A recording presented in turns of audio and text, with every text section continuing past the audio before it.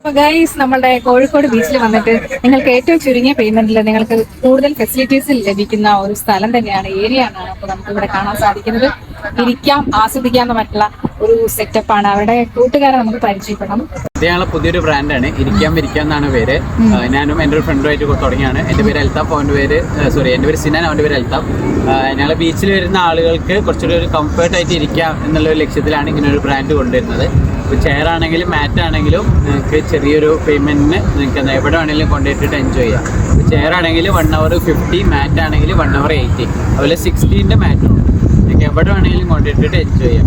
Time duration എന്തെങ്കിലും 1 hour ഇപ്പോൾ വരുന്നത്.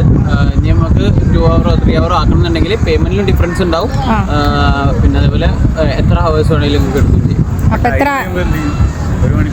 ഓക്കെ, നിങ്ങൾ കൊണ്ടുപോകുമ്പോൾ നിങ്ങളെ ഫോൺ നമ്പർ വാങ്ങും.